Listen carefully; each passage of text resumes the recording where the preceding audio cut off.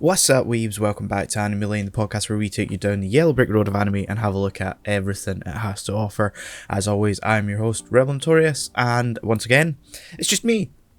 I kind of don't have a plan for this one, and I'm not sure if I've done that before. Kind of just come in, head empty, let's just chat about anime and whatever comes to mind.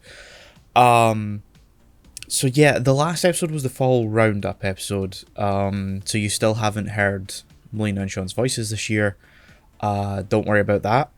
You'll be hearing them in the next episode after this, which is going to be covering Lupin the Third Dead or Alive, and Mamoru Hosoda's Wolf Children, which we recorded way back in November, and just because of the way sort of deciding to take a break over Christmas, recording stuff by myself and kind of wanting to give us enough time to kind of calibrate to the year.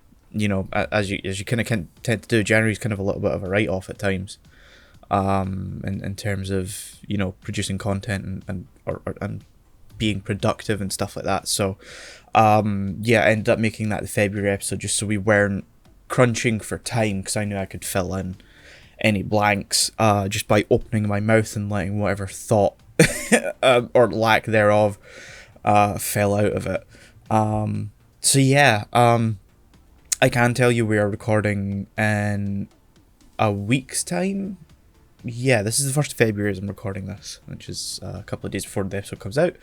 We're recording on the 7th.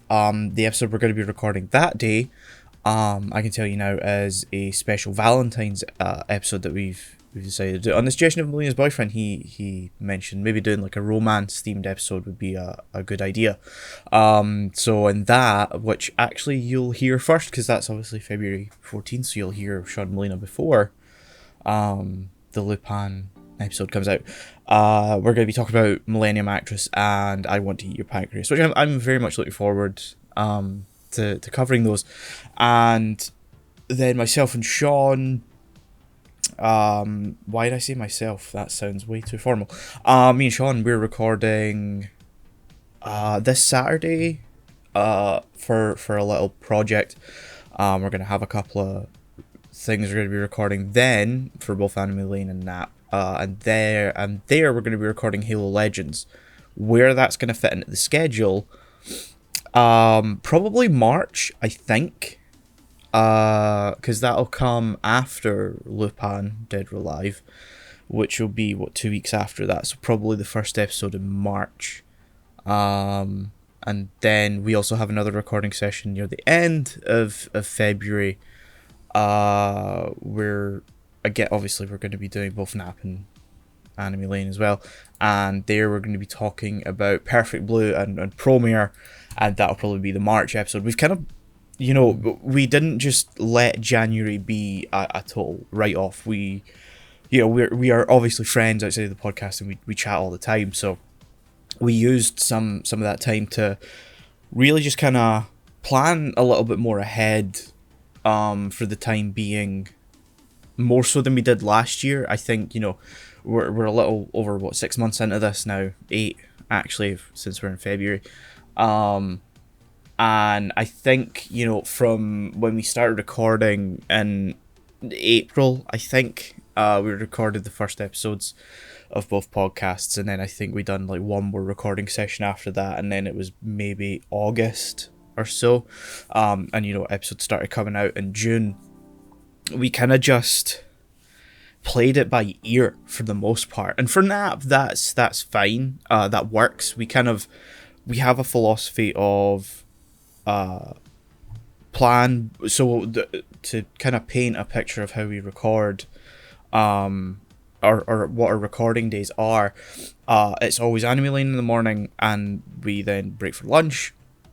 We come back, we record Nap. We usually take another little bit of a break, just stretch, drink water, you know, let our voices rest a little bit, refresh our thoughts, and then we do another Nap. So we do 3 episodes in one big recording session, which usually lasts maybe 5-6 hours, something like that.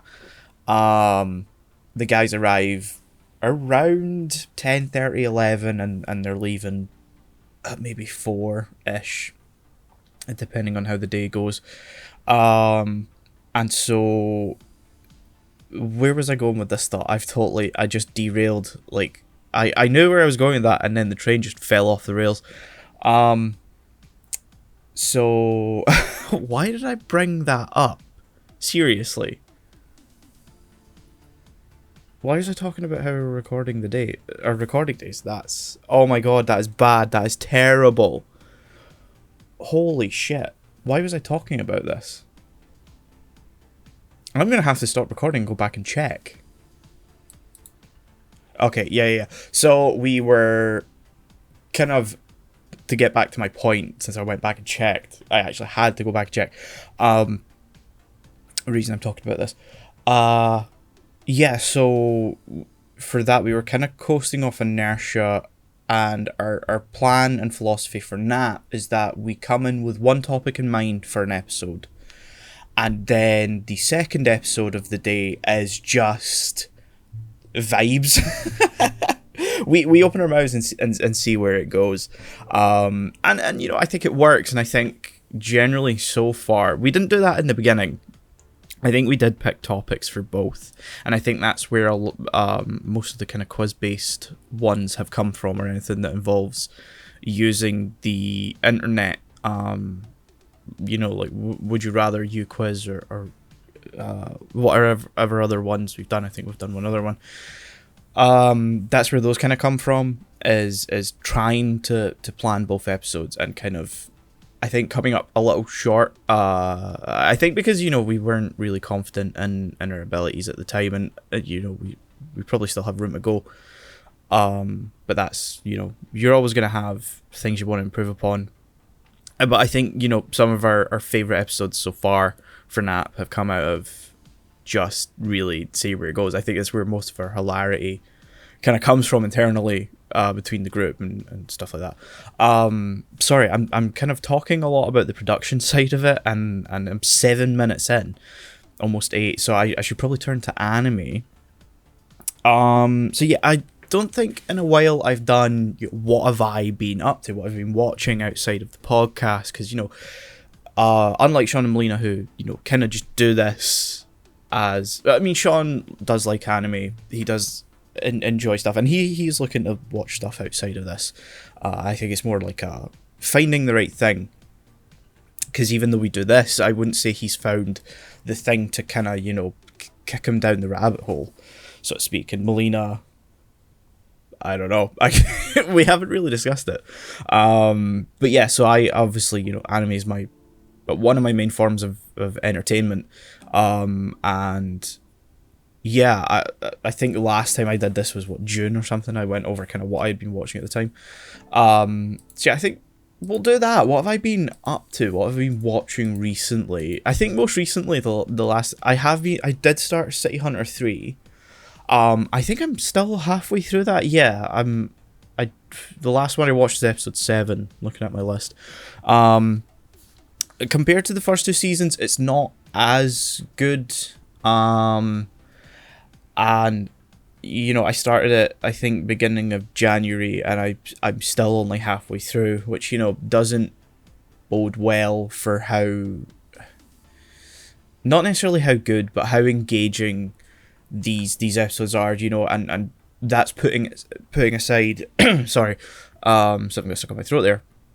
That's putting aside the sort of weird change in production value, I guess you could put it. There's slight changes to character designs, you know. People's eyes and hair don't look the same. Kaori had I think quite sort of distinctly red-ish hair in season 1 and 2, and in season 3 it's brown, and then there's a few other characters that have like very distinct hair colors who have it brought back to a more natural tone, and I think that ends up in some instances causing confusion as to which character is who. Like the cat's eyes girls, their names are escaping me. The ones that work with Umibozu, I think, is it Kasumi and I don't think Kasumi doesn't sound right. Is it Kasumi? Yeah. So you have Kasumi, who I think started working there during season 2 or something. She showed up in, I think, season 1 as like a side character, and then shows up again in season 2 and starts working at the Cat's Eye with and then Miki, who is Umibozu's like partner, I guess. I think they get married later. I can't remember.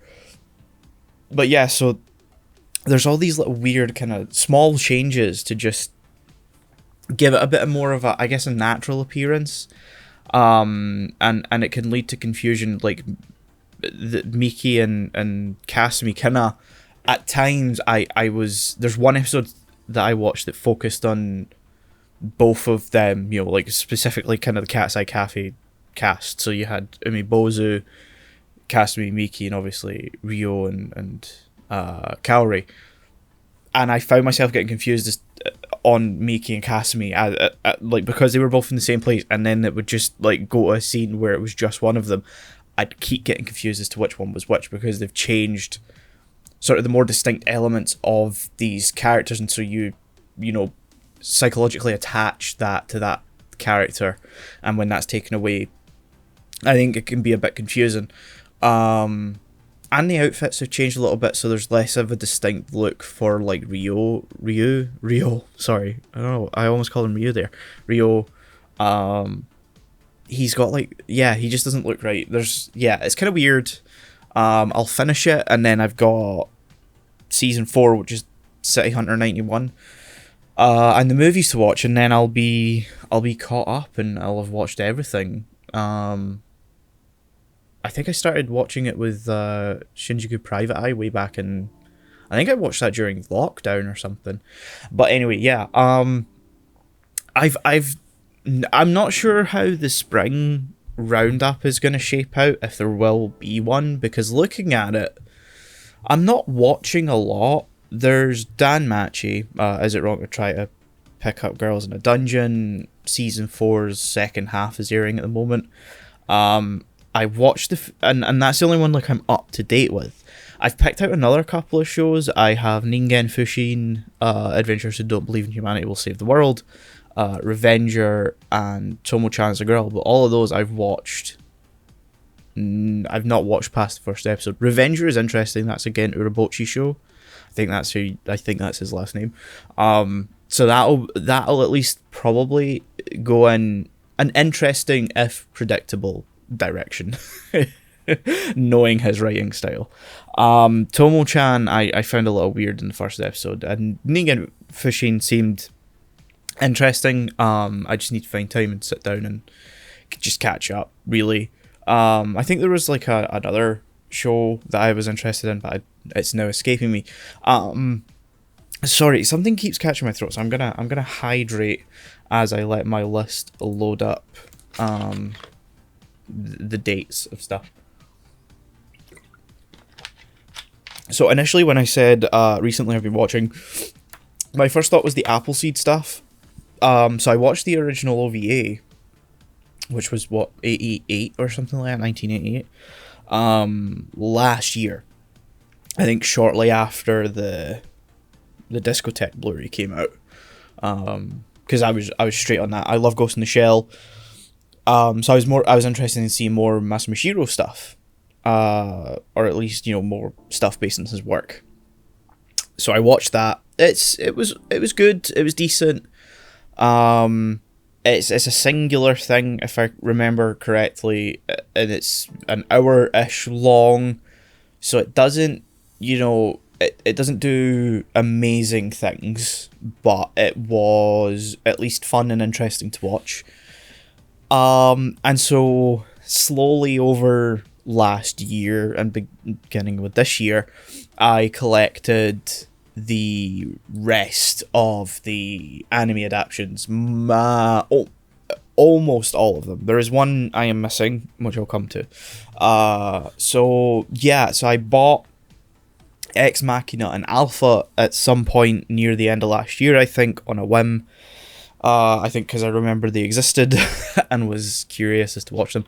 And then I kind of spent some time searching for the 2004 movie, just called Appleseed. Mainly I was trying to find the Blu-ray, which I think Sentai released in the US. It never came out in the UK. And yeah, that shit is expensive, from what I can find. I think the cheapest one I seen was something like $90. And then I had been looking for, like, if Ex Machina and Alpha had, like, US releases, but Ex Machina, I think, was Warner Brothers, and Alpha was Sony. So worldwide. So if I wanted better releases, I had to go Japan, and I hadn't watched them yet, so yeah, I wasn't going to spend that much money on them. In fact, Ex Machina is so out of print in Japan, not even Mandarake has it, which is a second-hand site that's very helpful. If you can't find something on Amazon, or you want it slightly cheaper, I recommend looking at Mandarake. You'll see it marked as, like, good condition rather than, like, mint condition, and it will be deeply discounted, but it'll arrive and you will wonder why it's not considered mint, because the Japanese are very good at keeping stuff in top tier condition, interestingly enough. So yeah, I eventually just caved and bought Appleseed on DVD. The Optimum DVD for the UK, I'm not sure who released it in the US originally. I want to say someone like G-Neon before they shut down, and then, or maybe would it be DTV if Sentai picked up? I don't know. I'm speculating, and I don't know why I'm talking about the licensing history of this film. I think because it's more interesting than the actual film itself. Yeah, I rated this a 4 out of 10 because it was horrendously boring and deeply ugly to look at. On top of it all, putting the whole DVD quality thing aside for a CG movie, the CG just doesn't look good. It has this cel shaded thing going on, which means that nothing really jives with the backgrounds either. Nothing moves well because it's 2004 and it doesn't have the budget of The Spirits Within or Advent Children, the Final Fantasy movies, which also, yeah, I watched Advent Children right before Appleseed. I've just remembered this. Which is also bad. That's more of a narrative thing. Advent Children is, like, okay to look at. The 4K version's not too hot, and I kind of wish I had watched the Blu-ray version first, because I feel like that maybe would have been the better approach. But yeah, Advent Children was bad. That was more because the story is nonsensical and is just painful. A lot of people praise the action direction in Advent Children, but I wasn't too keen on it. It had a little bit too much Zack Snyder slow-mo for my liking, and I don't think a lot of the cuts were particularly great. And I don't mean like cuts as in animation cuts, I mean like camera cuts, editing cuts, where you cut to different perspectives. I found those a little bit bizarre, to the point some fights kind of became a little bit unintelligible. I think the one that really comes to mind is Tifa fighting one of the Sephiroth people in the church, I think. I think it's one of them anyway. One of the kind of the bad guys who really don't serve much purpose other than to bring Sephiroth in at the end. Which, spoilers if you haven't seen Advent Children, but I don't recommend watching it. So then I went on to, naturally, Appleseed, which is arguably the same level. Advent Children is visually better, but Appleseed is just like a worse product overall. The story of Appleseed the movie tries to kind of retread some of the stuff that 1988 did, while also doing its own thing, and it's really weird.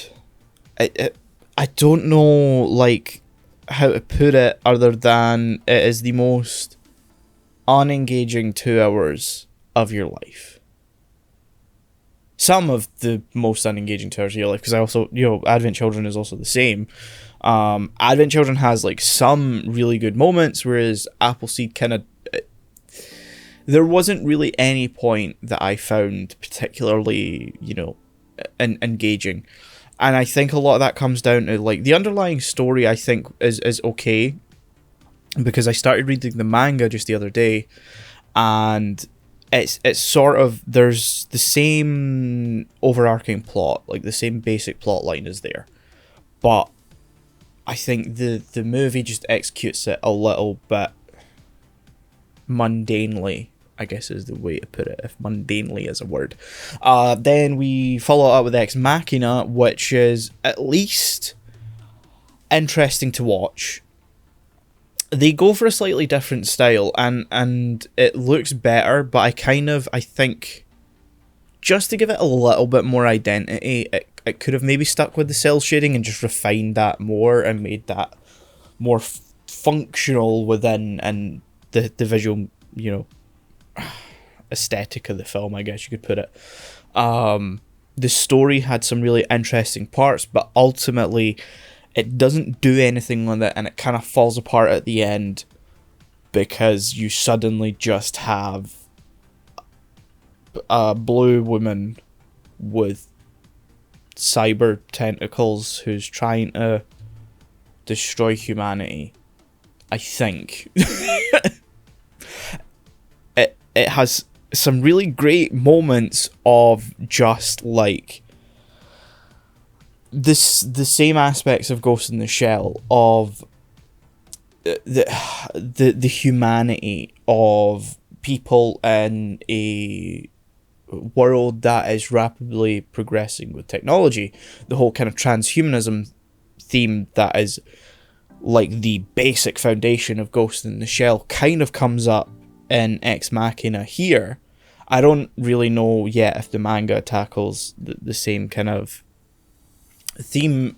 I don't think if it does, I don't think it's going to be as the same kind of depth that Ghost in the Shell does. Mainly I'm thinking Ghost in the Shell's movie, where Mamoru Oshii really honed in on one particular thing about the manga and like really focused in on it and made an exceptional film. Ex Machina had some of that, but it is surrounded by so much mundanity as well. And then, is unbuckled by this weird final boss, so to speak. The whole final confrontation is actually really weird and really weirdly set up. It takes place in this whole anti-gravity thing, and it's weird. Excuse me. So that was Ex Machina. And I think my other issue with Ex Machina, movie itself aside, I was watching it on Blu-ray, and Warner Brothers, I think it's Warner Brothers, I should go check, I'm sure it's Warner Brothers for Ex Machina, and I know Sony put out Alpha here. I'm sure Warner Brothers is Ex Machina though. Its subtitles drove me up the wall. There are some weird timing issues, which I can put aside for the most part, but there's also some weird scripting issues at the same time. So the timing issues, like sometimes when it does like the double lineup of dialogue, where you have one character's line on top and any other character's line on the bottom, because they're so close together that just the best way to present it is like that. Except, in more than a couple of instances that I can think of, the second half of someone's dialogue comes like 10 seconds after they finish speaking. And so you're reading that, and then also trying to read the line of dialogue that the current speaker is saying before it then moves on to whatever else is going to come up. There's also some weird... I think that, like, I don't know how to put this without sounding like a whiny little bitch about it. But when it comes to sort of the translation, there's a few issues when it comes to like, just weird like choices, I think, of how to present something someone is saying. So the example I can think of is near the kind of end of the movie, as we're in like the kind of the final conflict, so to speak. There's a conversation happening between Junin, Briarios, and the clone of Briarios in the film, whose name I'm forgetting because they never appear again. They're an original character to this movie, so I'll double check what their name is just for the sake of this. Terius, I think. I'm not sure. I'm probably fucked up the pronunciation of that. So there's a conversation going on between them, and he gets like a call on the radio, and is asked to report on their position because he's supposed to capture them. That's his orders, and he says that, I think he says something along the lines of like Briarios is dead, and he can't find Junin or something like that, and then I can't remember what is said after. I think Jin says, "Are you really sure about this?" And then Terius says, "Yeah, I can't exactly go back to HQ now." And then all Junin says is Terius's name, but the subtitle just says, "I guess not." And now it's not paired to the dub. I know that much because I checked that. And there's a few other instances of stuff like this where, like, there's one part where someone says just like, "I'm leaving," in the middle of like a conversation about something, and they've made a point, someone's made a counterpoint, and now all they said is just, "I'm leaving," but the subtitles kind of make it seem like they're doubling down on what they've said, but they didn't. They just said, I'm leaving now." And that was it. Yeah, so there was weird stuff like that kind of kept bugging me a little bit throughout the course of the film. So yeah, overall, I think I think I have the list right up in front of my head. Up in front of my head, up in front of me now is what I was trying to say. Up on my browsing window on the side here. I give that a 6 out of 10. And then we go on Appleseed Alpha. This one's interesting. So it came out in the US and UK first, dub only. So I was wary. Not because I dislike dubs, but like I'd watched the other two in subbed form. So I was kind of like, oh, I want, I think it was a consistent cast across these three movies. So I was, looking for that. It's a dumb action film for the most part of this one. And like that's okay. I was fine with that. It was, the one that was kind of the most fun to watch. It has really nice animation. It goes for, yet again, like almost a different style. It's got a much kind of more hyper-realistic look to it. Especially in some of the like cyborgs and stuff like that. The bioroids and all that. Or is Briarios a bioroid? No. Because those are the humans that are cloned. So he's a cyborg, I think. Sorry, there's a lot of techno-babble from these movies. Like any of the kind of mechanical characters look very good. The dub casts were actually really good. They were very engaging, very interesting to watch. They brought the characters to life a little bit better than some dubs can be a bit weird if you've watched, a lot of the subtitled version. It doesn't sound like that person can either inhabit the role as much, or they're not bringing the character to life as much, or they're not bringing as much emotion to the table. But the dub casts here were really good. I really enjoyed the performance. Again, it's just a dumb action one. The story is very kind of thin on the ground, but it's fine. It's a 6 out of 10. Out of all of these, I think it's actually the one I'd revisit first. Just like I said, dumb action, it would itch a certain part of my brain. I'd maybe revisit Ex Machina, but I think I'd probably revisit Ex Machina if I could get a hold of Japanese Blu-ray, because that has English subtitles, and I would hope it's a slightly better script. I always feel weird talking about this sort of stuff because, like, I'm not fluent in Japanese, but I can sometimes spot, when something isn't a particularly great translation, and sometimes it's not necessarily that it's a bad translation. Sometimes it's just like a quality of life thing where something's a little too stilted. I think you could make it feel a little more natural. And interestingly enough, some of them end up being on the Japanese Blu-ray.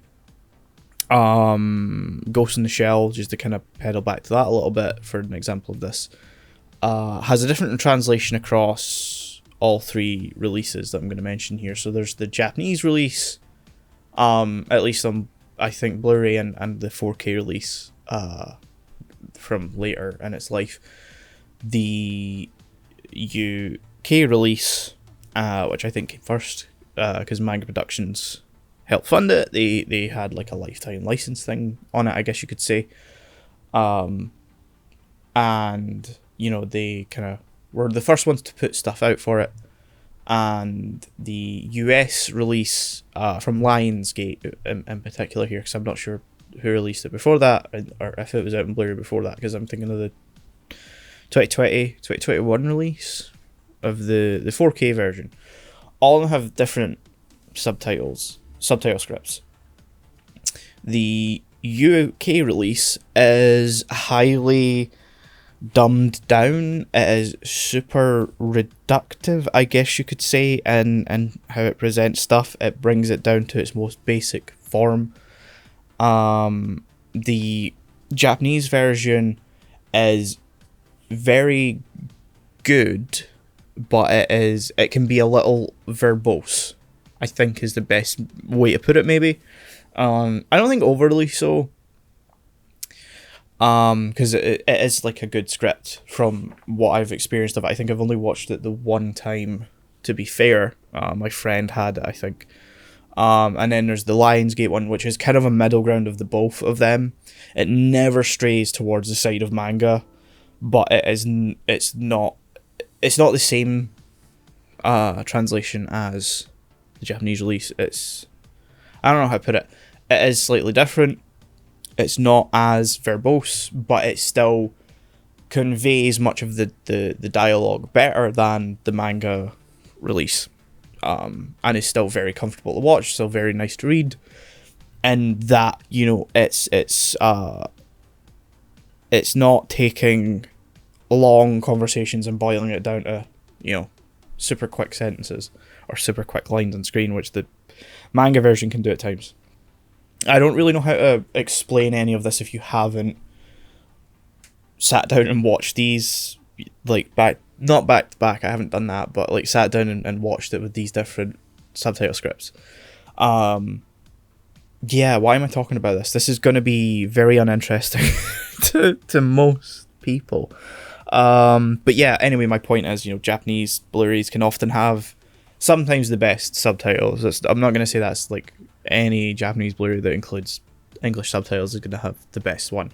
I think in the case of like Weathering with You, which has an in-house translation from Comics Wave on its Japanese Blu-ray, much like Your Name did, because I imported both of those. I think when it comes to the US release, there was like extra TLC put into it, some revised lines, some extra stuff subbed as well. So the US UK translation ends up being slightly better. So that's the Appleseed stuff. Except for the 88 OVA, largely uninteresting. There is a TV series called Appleseed 13, which I, just after watching those 3 movies, couldn't bring myself to watch it. The thought of sitting through 13 22-minute episodes that look like not high quality, but like PS2 FMVs, like pre-rendered cutscenes from a PS2 era game. Didn't really sit with me particularly well. Going back over to what I watched during Christmas, I watched The Melancholy of Haruhi Suzumiya. That was very good. I loved like every minute of that. I watched season 1 in broadcast order, which if you don't know, season 1 originally when it aired was aired out of order because they kind of realised after producing everything that the first after like the first 6 episodes, it's kind of just like side story stuff for the most part, really. It's little kind of slice of life episodes. And so what you have is this kind of front loaded problem of, after, I think it's the first 6 anyway, that cover the melancholy of Haruhi Suzumiya like story arc. There's nothing else in the season. It ends after those 6 episodes. You have like this build up over those 6 episodes, and then the climax, and then you just have little slice of life and enjoyment. Well, not enjoyment, but like, you know, yeah, slice of life stuff. Just side stories for the most part, you know, taken from different parts of the novels and stuff. So they aired it in a different order originally when it aired back in 2007, I think. I think season 1 was 2007, season 2 was 2009. So yeah, you have season 1, which was aired out of order. I think I have the notes still on my phone. Let me have a look. Do I? I apparently deleted it, which seems... Nope, here it is. Yeah, so for season 1, you start with the last episode, then you watch the first 2 episodes, and then you kind of jump from, like, a side story episode to a melancholy episode, to a side story to a melancholy, and so on and so forth until you kind of get to the end. And I think that presents like an interesting way, like, who is it that oh, I'm forgetting character names again. Why does this happen when I'm on my own? It leads to some interesting stuff where, like, Koizumi is just in an episode. So he's in the first episode, but we don't really get to know anyone in the first episode because it's the short movie, the one about Mikuru's like maid magical girl thing, the movie they make for the arts festival. So you see him in that, you see all the characters in that, and then I think it's like episode, like by the time you're on your 4th episode or something, Koizumi's just there in an episode where they're playing baseball.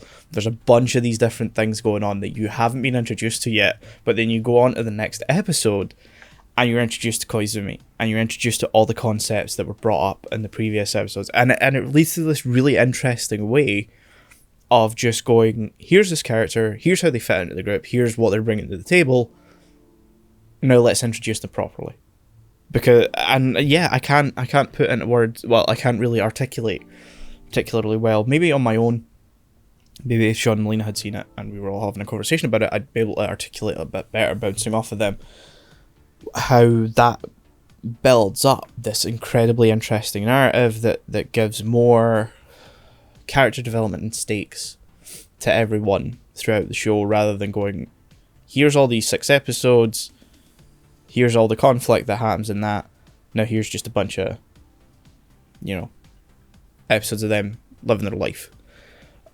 Which I guess the impact of that would be lessened by the fact that if you're watching it in chronological order, you then also have the second season stuff to watch as well, which is equally as interesting.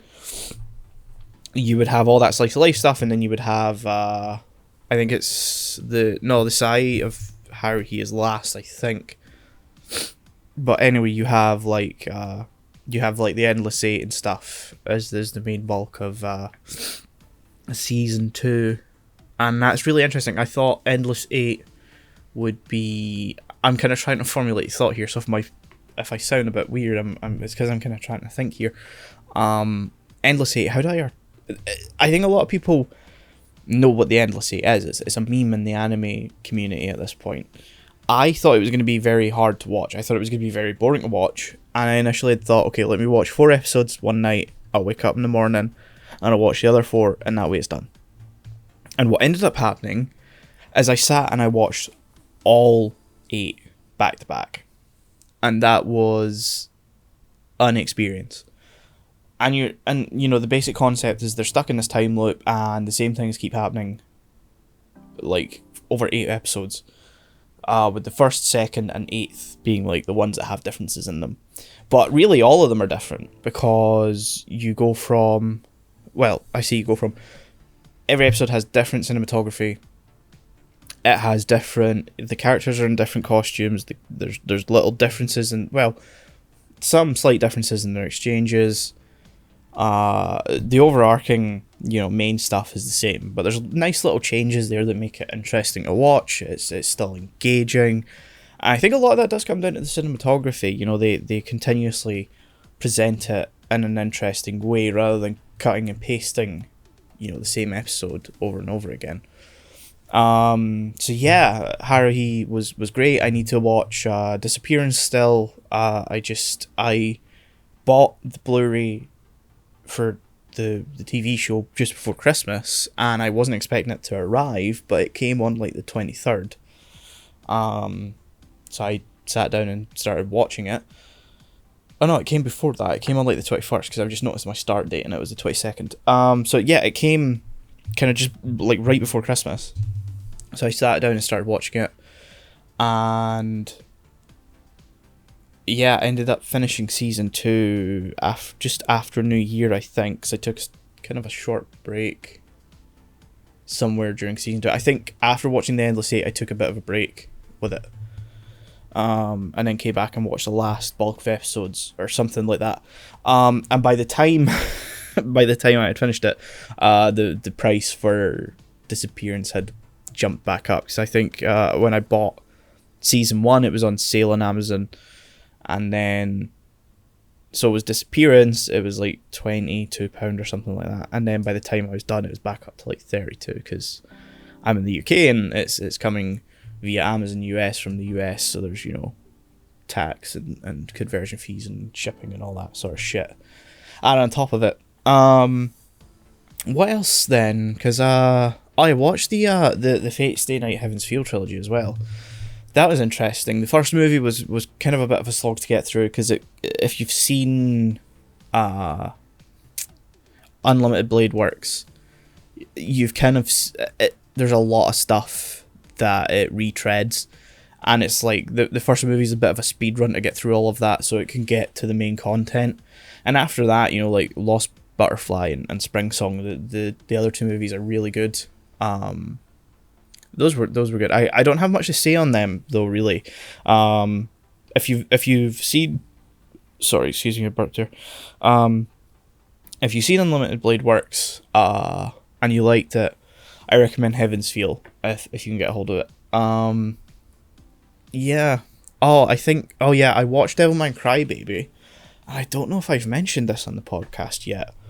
So I really like Devilman. I really I like Go Nagai's work. I've read the Devilman manga. I've seen the original OVAs. I own the TV series and have not had a chance to sit down and fully watch it yet. So I thought, after hearing all the praise for it, that Crybaby was going to be great. I didn't go in with sky high expectations. I try to go in to things as neutral as possible. Kind of, I shift my gear into neutral and squarely in the middle. I'm not expecting anything amazing. I'm not expecting anything bad. I'm just trying to experience it, as it's intended for the first time. I'm going in head empty, expecting, whatever the show presents to me. And I didn't like Crybaby whatsoever. It's not a great adaptation of the manga, and it's weird the things that it does. I don't know how to put this. Okay, so the best example I can think of is the Cyrene storyline. In the manga, well, I don't want to compare it to the manga so much. Let's compare it to the OVA, right? Because there was the second episode of the OVA was the Cyrene story arc. And it presented Cyrene and her fight with Devilman, and it was really interesting. It had some great action. And then here in Crybaby, it is reserved to the last 10 minutes of an episode, and the fight itself isn't very long, but it also entirely happens in the dark, so you can't really see anything. So yeah, the animation of the show just doesn't sit with me either, and I don't know if it's what's his name, it's a certain director, Masaki Yuasa. I don't know if it's just his style that I don't like, or if it's his style applied onto Devilman. I don't mind some of the modern day updates at all, really. I think those are fine. Because like the original very much does take place in the sort of 70s, 80s. And I think updating that to modern day was okay. But I don't like the animation of it at all. I'm not a big fan of the soundtrack either, now that I think about it. The opening's really weird. The rapping was cool at first, and then it became entirely too much. Yeah, I don't know. I didn't like Crybaby. And yeah, I was disappointed by that. I gave it a 4 out of 10. I've talked about one thing that I have enjoyed so far. I swear, I've been watching other stuff that I've enjoyed. It's just that I've already spoken about them on the podcast. I've talked about all the stuff I watched during the fall season. And yeah, that's like what made up the bulk of my kind of lead up to Christmas, was watching all of that. And I thoroughly enjoyed a lot of that. There was also JoJo, that finished up. There was stuff for the podcast, kind of, right before that we've talked about. Some of it's going to be coming out at the end of February, as I mentioned at the start of the episode. I feel like I've read some stuff. I started reading Mashishi. I've read the first volume of that. That was super chill. That was very relaxing. I need to get back and read more of that. I asked for Manga Rex in a server I'm in and got some really great stuff in there, so I'm gonna probably over the course of this year read through those. One of them was actually also Goodbye Eri by that's why can't I remember names when I'm on my own, for fuck's sake. Sayonara Eri, somewhere here on my list. Oh, no, I guess it's under Goodbye, because yeah, there it is. Yes, Goodbye Eri is by the Chainsaw Man guy, Tatsuki Fujimoto. That's it. And so I was curious after watching Chainsaw Man, do I dislike Tatsuki Fujimoto's work? Or do I just like Chainsaw Man? Or do I just dislike Chainsaw Man? And I think the answer is that I just dislike Chainsaw Man. Because I read Goodbye Eri. And oh my god, that was a ride. If you have like an hour or two to spare, I highly recommend reading this. It is a one-shot. It's 200 pages. It's on the Shonen Jump app, which is $1.99, or is it $2.99 now? Something like that. Has loads of great manga on there, so I recommend in general, if you're wanting to get into manga, check that out. The $2.99 gets you access to the whole vault that they have, which is most of Viz's licensed content. So you've got My Hero Academia, One Piece, JoJo's Bizarre Adventure, Yu-Gi-Oh!, Dragon Ball, Chainsaw Man, all of the sort of big manga are on there from Viz.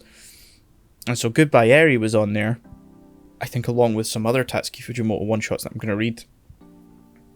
And so I got recommended it. And at first I was like, I'll wait for it to come out digitally on like the volume release, but that was June for digital, and I think it's August for physical. So I read it on the Shonen Jump app, and wow, that was it's quite the journey. I don't want to spoil it. But yeah, Fujimoto does some really interesting stuff with Goodbye Eri. It's laid out in a very interesting way that I thought initially when I started watching it was going to be kind of boring, and then I realized what he was doing. And yeah, it's super interesting. Highly recommend it. Like I say, if you've just got like an hour to kill, definitely read it. It's very good read. And then I mentioned, I started reading Appleseed as well, which obviously makes sense after watching all of the movies that I turned to the the source material. And because I think unlike Ghost in the Shell, where the movie kind of surpasses the manga, Appleseed has yet to get a full adaptation that I think does it like full justice. At least in a narrative sense, where I could feel like, yeah, I don't really need to read the manga. So there was a big sale on of most of Masamune Shiro's like stuff from Dark Horse, which doesn't include Ghost in the Shell. So I bought that. So it was Appleseed, Dominion, Black Magic, and Orion, I think, are kind of the ones. Because it's all 4 volumes of Appleseed along with hyper notes and an art book or something like that.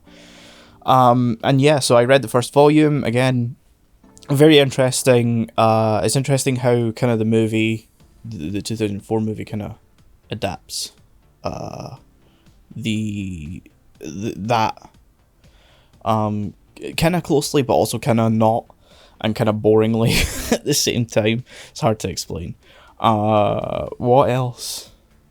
I've read other stuff.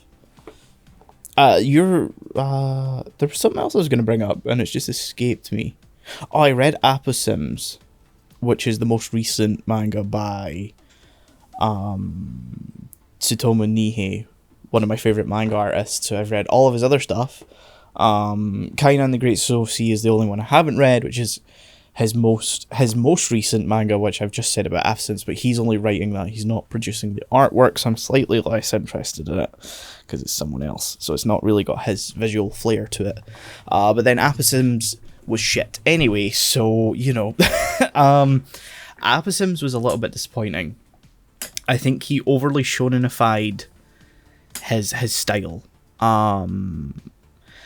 Because when I think of Tsutomu Nihei's like manga, I think of like very dense and very atmospheric locations, whereas Appleseed feels very simplistic, and there's no tone or contrast that makes it interesting to look at when it comes to the background work.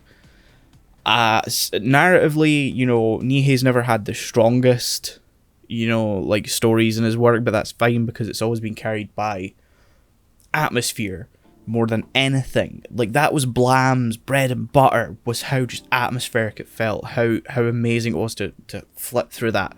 And you didn't need the dialogue for this story. It kind of conveyed itself. And there was bits of dialogue here and there, and it got a little bit more, narratively dense as the series came to its conclusion, but it was interesting, it was intriguing. It oozed atmosphere. And he kind of continued that into Biomega, into Abara, into Knights of Sidonia.